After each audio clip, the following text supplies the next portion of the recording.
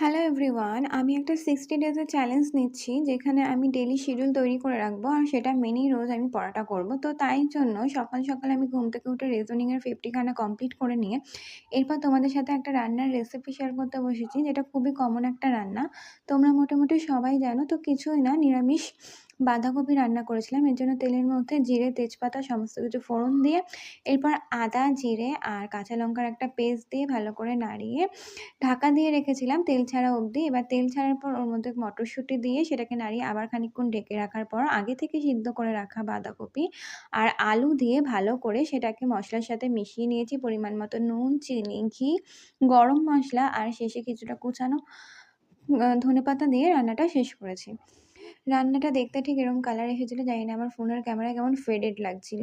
তো যাই হোক, এরপর আমি যে শিডিউল তৈরি করেছি সেই অনুযায়ী আমার স্ট্র্যাটেজিকে কমপ্লিটের টাইম ছিল। তো রিজনিংটা যেহেতু আমার হয়ে গেছিলো ওটাতে আমি টিক দিয়ে নিলাম। এরপর আমি জিকে পড়তে বসেছিলাম, কিন্তু খিদে পেয়ে গেছিলো। সকালে আজকে আমাদের খুবই স্টেপল খাবার হয়েছে। তো মা বানিয়েছিল মূলো দিয়ে আর ধনেপাতা দিয়ে ডাল। সেটা শীতকালের জন্য সবথেকে বেস্ট খাবার আমার মনে হয়। সাথে ছিল আলু ভাজা আর বাঁধাকপির ঘন্ট, যেটা দেখালাম। এরপর স্নান করে পুজো দিয়ে আমি বসে গেছিলাম স্ট্র্যাটেজিটা কমপ্লিট করতে। তো ওটা দেখো, আমি 2 টো টপিক আজকে কমপ্লিট করে নিয়েছি। এরপর আমার বই আস্তে, আস্তে রাত 9:30 বেজেছে। রাত্রিবেলা এসে পাঁপড় ভাজা খেয়ে এরপর আমি বসে গেছিলাম পড়তে। আজকের মতো আমার ভূগোলটাই ছিল লাস্ট অপশন। সেটা আমি কমপ্লিট করে আমার ডেইলি শিডিউল কমপ্লিট করলাম। ওকে, বাই।